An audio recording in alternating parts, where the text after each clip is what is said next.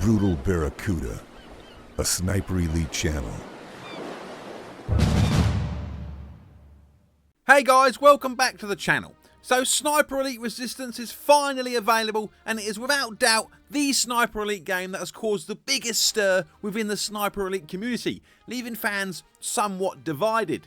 This is down to the fact that Sniper Elite Resistance is not a direct sequel to Sniper Elite 5. Instead, Rebellion, for the first time, has decided to create a spin-off of one of its mainline entries, in this case Sniper Elite 5, which runs parallel to that game's story. Here we leave Cole Fairburn to work his magic taking down Operation Kraken in northern France, and it's his co-op partner, Harry Orca, who takes centre stage in his own game, heading south deep into the heart of occupied France. Whilst there, Harry discovers the Nazis are once again working on a super weapon, or Wunderwaffe, that could turn the tide of the war. Harry must team up with the French resistance and put a stop to these Nazi plans. So it's your typical Sniper Elite setup. Basically, just another excuse to go Nazi nut hunting. But before we go any further, I just want to say a huge thank you to Rebellion for providing me with an early review copy of the game. So thank you, Rebellion, I truly do appreciate it. Now then, Sniper Elite Resistance, what is it? So, as I've already mentioned, Sniper Elite Resistance is not a direct sequel, but it is instead a spin-off of Sniper Elite 5, borrowing all of the same framework and mechanics that Sniper Elite 5 already had in place, but with a few extra features added on. So then, what do we get? Well, the main campaign is set across 8 missions, ranging from a huge Nazi-occupied dam in the Alps to a secret coastal weapons facility to a huge hilltop fortress, and it'll be your job to tackle these big semi-open world sandbox missions in any way you see fit. Be it sneaking around in the shadows with your silenced weapons and hand-to-hand techniques, keeping your distance with your trusty sniper rifle, or running around shooting anything that moves like an absolute madman. The choice is yours. The game offers some good replayability with its multitude of different routes to take and objectives that can be completed in pretty much any order you like. The main campaign can be played solo, or you can invite a buddy and play through the entire campaign together in online co-op. As you explore the maps, you will find workbenches which allow you to customise your loadout mid-mission. This will also be your main way of unlocking new weapons and attachments for your loadout, so be sure to keep your eyes peeled. The game time will vary greatly from player to player depending on your play style, whether you complete optional objectives, your difficulty, etc. But you can easily spend upwards of an hour to 2 hours per mission. Many people will likely spend even more than that if you like to explore every nook and cranny, you take your time, you gather all the collectibles and whatnot. With the exception of the prologue, I would say expected mission time is on par with what we see in Sniper Elite 5 missions. The game also includes online multiplayer, which features 4 different game modes supporting up to 16 players. We have Team Deathmatch, Free for All, Squad Match, and my personal favourite of the bunch, No Cross, which is a mode unique to Sniper Elite, and it separates the two teams by an impassable barrier through the centre of the map, forcing players to battle it out at long range. You are also able to set up custom games, allowing you to tweak the rules to your own liking. The game can then be set to public or invite only. As you level up in the multiplayer mode, not only will you unlock new weapons, but you'll also earn perk points, which you can spend on various perks, giving you the edge in battle. All weapon attachments, of which there are many, can be unlocked by completing various challenges, such as getting X amount of kills with a weapon, to the more specific challenges, like nailing X amount of heart shots. So there's plenty of unlocks to keep you busy, not to mention there's also 4 prestige levels to get stuck into. Sniper Elite Resistance also features survival mode, where you and up to 3 friends can work together to defend 4 command posts and repel wave after wave of Nazi bad guys. Each map comes with 4 different setups known as operations, allowing you to replay the same mission but with different command posts appearing in different areas of the map for added replayability. Whatever weapons you unlock in the campaign, you will have access to in survival. Likewise, any perk points you earn during survival will also be unlocked for the campaign. Fan favourite invasion mode makes its return after its incredible debut in Sniper Elite 5. This optional game mode allows you to invade another player's campaign mission as a Nazi sniping Jaeger. The invading Jaeger will have one job: kill the allied player. The invader has a few skills up his sleeve to help him out, including the ability to tag German soldiers who will reveal to him the allied player's last known location should they spot him. As you get kills, you will earn invasion rewards such as new outfits and weapons for your loadout, but beware, as you never know when you might invade someone's co-op campaign, forcing you into a 2 versus 1 situation. As the allied player, when you are invaded, you will have to adapt quickly. Will you try to finish the mission, completing objectives under the invader's nose, or will you put the mission on hold and turn the hunter into the hunted? Invasion mode is completely optional, and your campaign mission cannot be invaded unless you choose to activate invasion mode. And new to Sniper Elite Resistance is Propaganda Mode, where you play as various members of the French Resistance in a series of short challenges against the clock, where you will have to try to take out as many enemies as possible from a set number while simultaneously trying to achieve the highest score possible. Killing certain enemies will also give you a bonus to any points earned for a short duration, so if you want to maximise your score to get the highest score possible, you will have to think carefully about the order in which you kill the enemies. There are 3 types of propaganda missions: stealth missions, where stealth kills will add bonus time to the clock; sniping missions, where headshots and environmental kills will add additional time to the clock; and combat missions, where kills with heavy weapons and explosives will reward additional time on the clock. In order to unlock these propaganda challenges, you must first find and collect the propaganda poster in each of the campaign missions. Each propaganda challenge forces you to use a specific loadout and takes place within a small section of the mission map in which the poster was found. At the start of each propaganda challenge, the clock is paused, giving you as much time as you need to prepare yourselves, be it tagging enemies, searching for additional supplies, or planning your route. But as soon as a single enemy is alerted to your presence, the countdown will begin and will not stop until the challenge is over.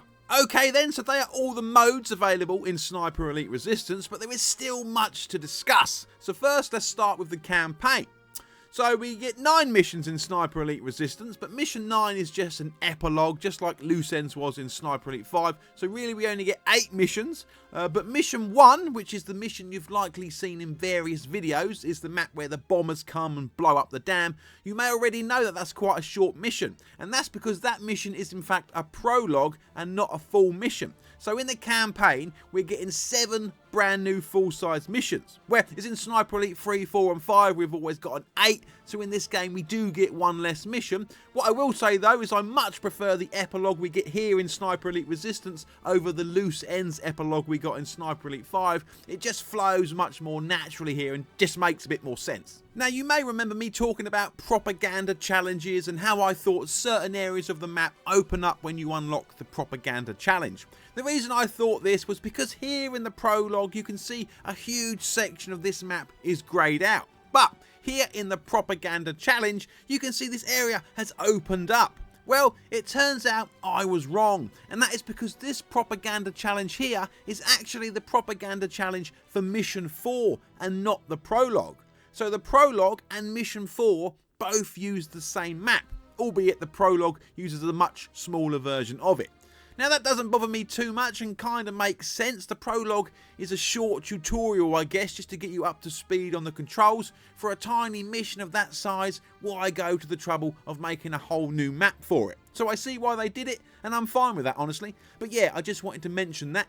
You help the bombers blow up the dam in the prologue, but you will return to this mission later, and when you do, it will be the full-size mission. I would have liked to have seen a few more optional objectives, if I'm honest. 4 of the 7 missions in the game only have 1 optional objective. The prologue doesn't have any. I think at least 2 optional objectives per mission is reasonable. I think I would have been happy with that. The more stuff to do on the map, the better. But that's just a minor issue. Every map has at least 2 exfiltration points now, which is great. Some maps even have up to 4, so that pesky invader camping the exit will no longer be an issue, so that's good news. The missions themselves are nicely varied. We have a total of 3 nighttime maps in Sniper Elite Resistance. One of my gripes with Sniper Elite 5 was I felt many maps weren't really designed to promote sniping. They just weren't open enough to provide plenty of long-range sniping opportunities. But I'd say most of Sniper Elite Resistance's map design does offer more in the way of long-range sniping, so that's an improvement.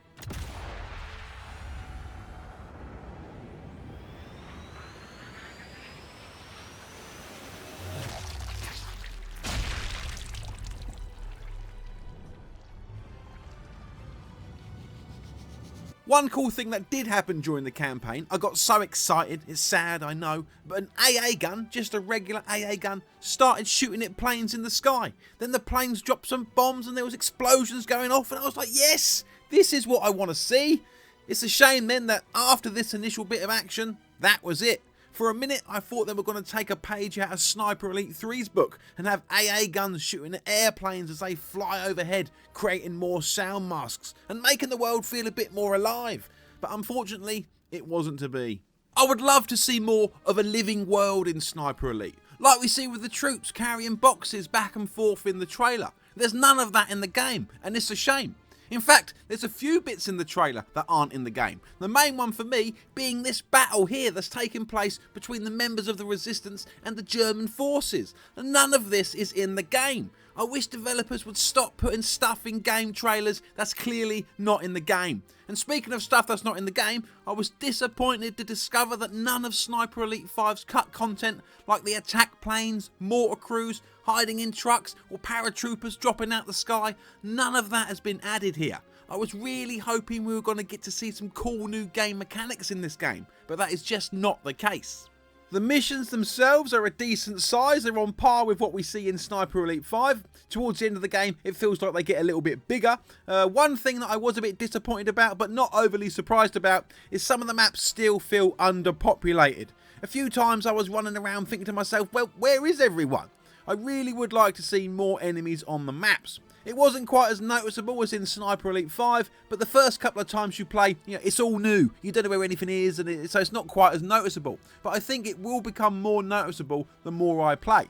I blame old generation consoles. I really hope Sniper Elite 6 goes current gen only. Bin off the old gen systems because I feel they're just holding Sniper Elite back at this point and stopping Sniper Elite from reaching its true potential. The story setup is pretty basic, but there are hardly any appearances or interactions with the main villain or the Resistance. I remember by the time I got to the final mission and I saw the Resistance in a cutscene, I literally thought to myself, there you are! I completely forgot about you, because I hadn't actually seen the Resistance in a cutscene since the end of the prologue, and I was now at the end of the game, and this lack of proper cutscenes is detrimental to the storytelling.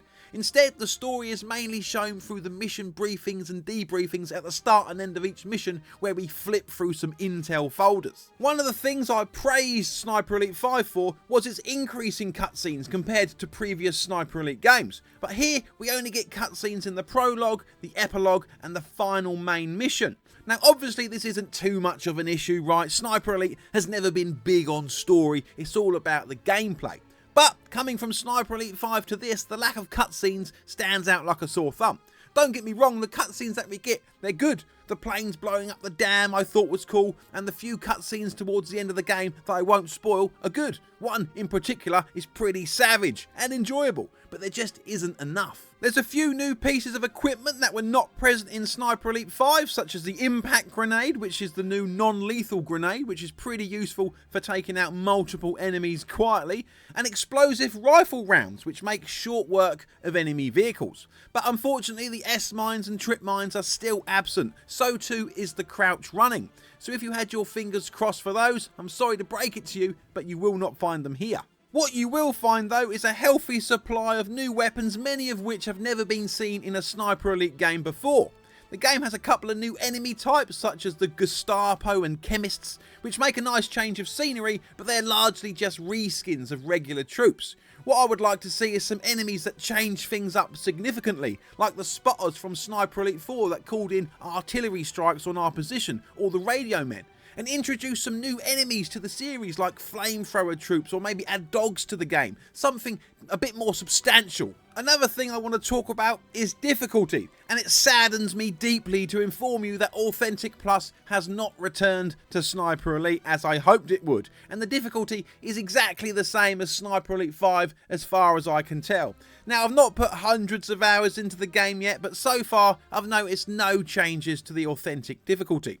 After watching all the videos Rebellion put out showing off Resistance, it was clear that this game was going to be very similar to Sniper Elite 5. So yeah, really not all that surprised that there's no Authentic Plus, but I am a little bit disappointed. For me, Authentic difficulty on Sniper Elite 5 was just too easy, and I need more of a challenge, but it looks like I'm not going to find that here.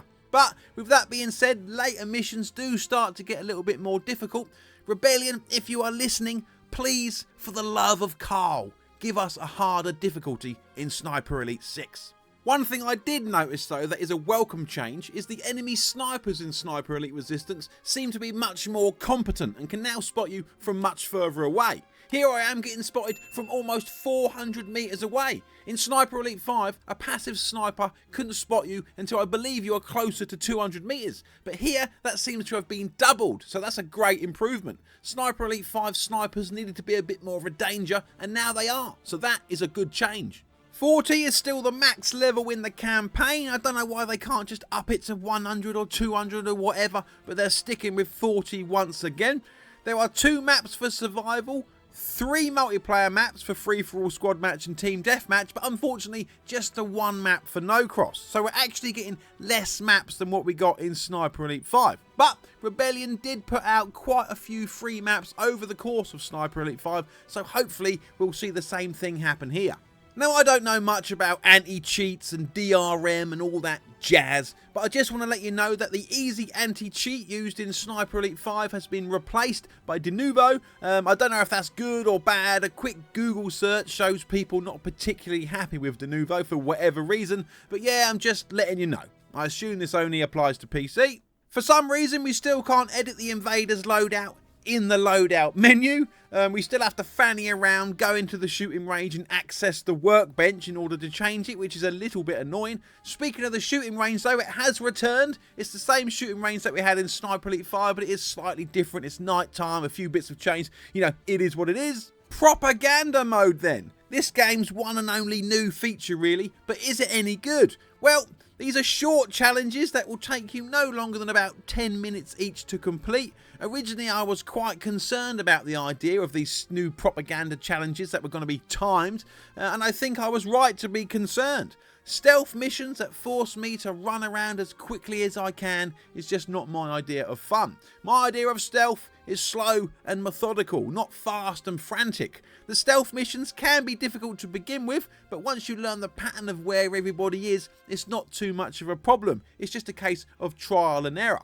Personally, I just don't want a timer forcing me to run around when I'm trying to be sneaky.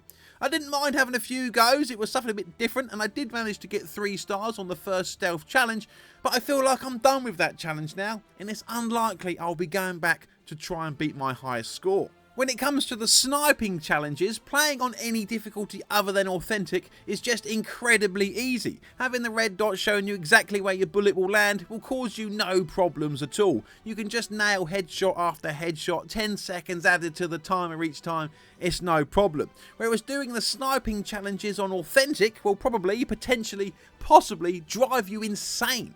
When you're taking unassisted long shots, you need time. You cannot take unassisted long shots without holding your breath, but you can only hold your breath for a certain length of time before you're waiting around to get your breath back. But all the while, the timer is ticking down.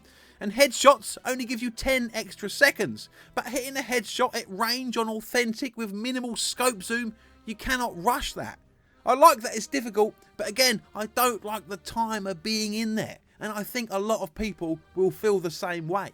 And finally, we have the combat challenges, or should I say combat challenge, as there is only 1 combat challenge in the game. We get 3 stealth, 3 sniping, but only 1 combat challenge, which is odd because the combat challenges are without doubt the challenge type best suited to a timer.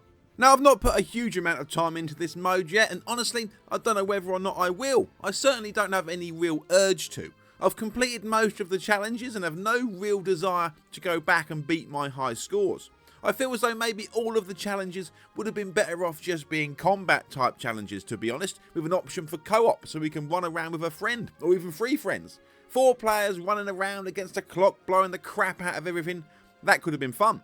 But the idea of adding timers to stealth challenges when all you have to do is rush around and literally kill everyone isn't my idea of a good stealth challenge. I would have liked to have seen the stealth challenges utilise the whole map again, with new objectives and different enemy placements, tasking us with getting from A to B to C, completing objectives without getting spotted.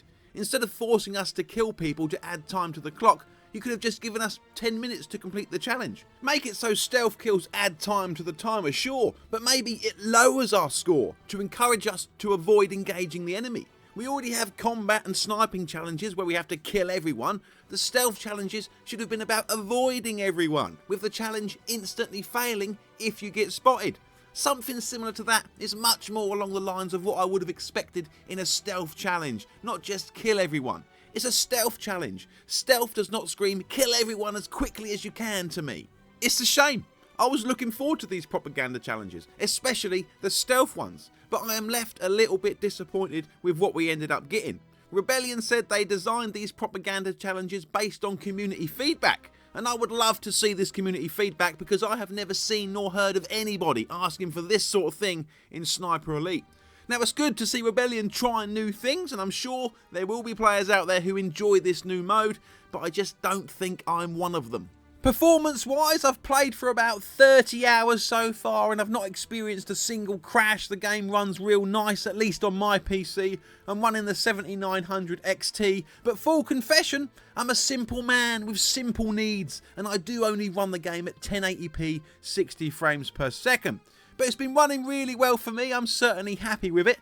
There's been some small bugs and glitches. A lot of the weird stuff that happens in Sniper Elite 5 is still present here, like weird graphical glitches whilst walking down certain stairs, and other minor bugs that really should have been addressed by now but don't seem to have been. They haven't happened very often, but they are there. The game does still suffer with enemies not hearing your shots sometimes, which I do find annoying. If you've played Sniper Elite 5, you will know exactly the sort of thing to expect. But nothing serious or game breaking, at least not yet. Okay then, so let's talk about just how alike Sniper Elite 5 and Resistance are to each other. And I'll tell you right now, they are very much alike, which is to be expected, right? After all, pretty much everything has been borrowed from Sniper Elite 5. Now, whether that's a good thing or a bad thing is completely down to you. If you enjoyed Sniper Elite 5 like many of us did, then you'll enjoy Resistance. But aside from the propaganda mode and a few weapons and skins, there is very little new here. You could be absolutely forgiven for thinking this is Sniper Elite 5 DLC. And honestly, that's the best way to describe it because it tells you exactly what to expect. Personally, I think it may have been wiser to have named this game Sniper Elite 5 Resistance instead of Sniper Elite Resistance. That way, people would have a better idea going in exactly what they were getting. So if you've played Sniper Elite 5, you will know exactly what to expect. The multiplayer is exactly the same, survival's the same, invasion's not changed at all, the gameplay, it's all the same. Now obviously we have new maps and weapons and skins, but everything else is exactly as it was in Sniper Elite 5. And that is what has divided the fan base over this game. Some are all for more Sniper Elite 5, myself included. I've said before, if Rebellion keep putting out new Sniper Elite 5 DLC missions for Sniper Elite 5, I would still be buying them. And honestly, this is exactly what we have here, but in a standalone game format instead of DLC. But the price seems to be an issue for a lot of people, and understandably so. Paying £55 and all Rebellion have had to do is make a few new maps. I mean, the engine, the coding, the animations, the art, the AI, the photogrammetry, the gameplay, everything is mostly already there. So this game must have cost a fraction of what it cost to develop Sniper Elite 5, right? So why then are we being charged the same full price as we did with Sniper Elite 5? Hey, I get it. I understand your argument and I agree to a certain extent. But if, like me, you're going to be getting 500 hours, 1,000 hours or more out of this game, then it's worth every penny. Any game is worth it if you're going to get that much playtime out of it. Sniper Elite 5, for example, has cost me less than 5 pence an hour. And when you look at it like that, it's an absolute bargain.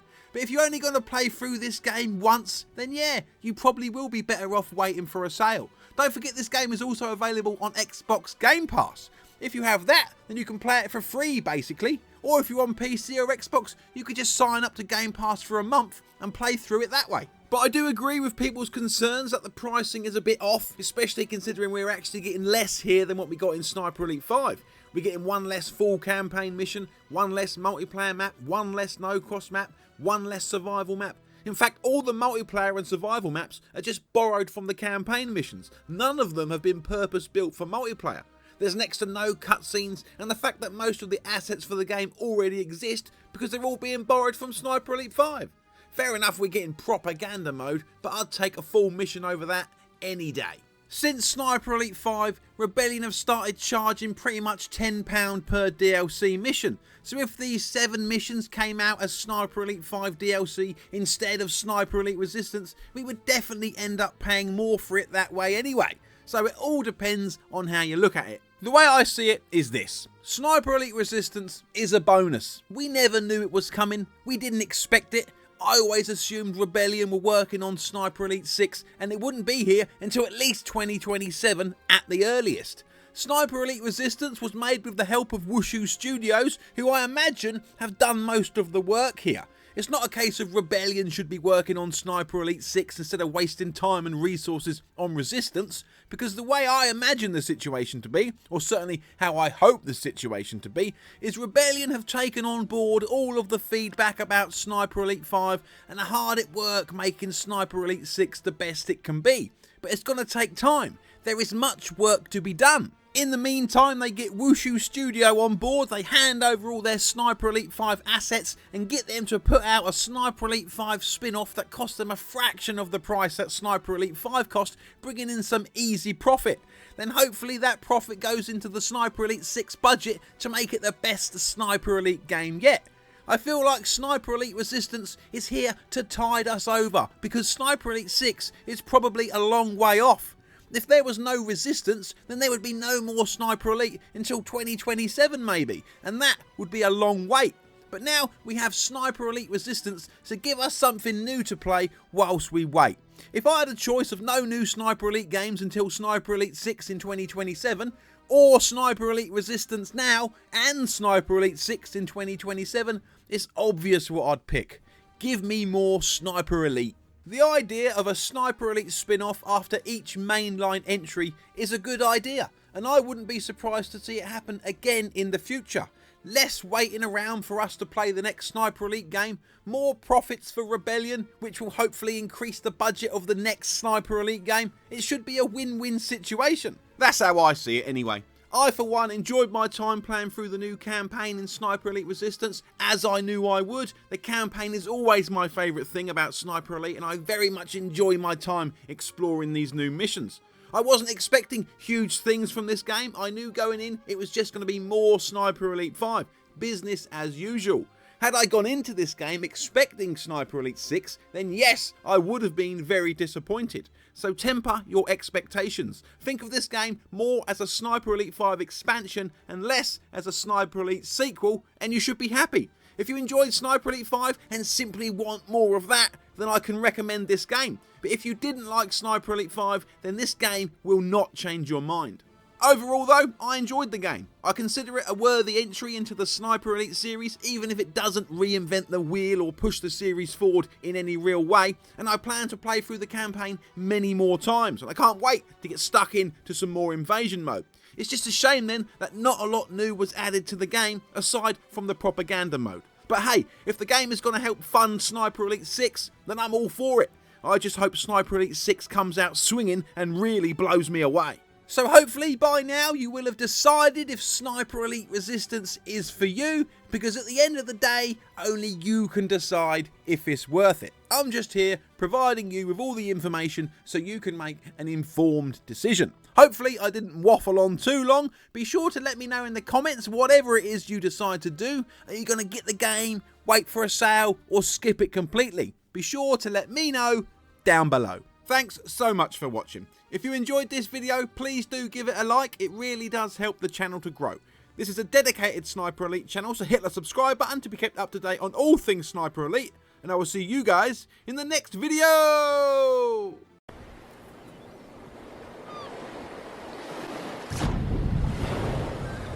Brutal Barracuda, a Sniper Elite channel.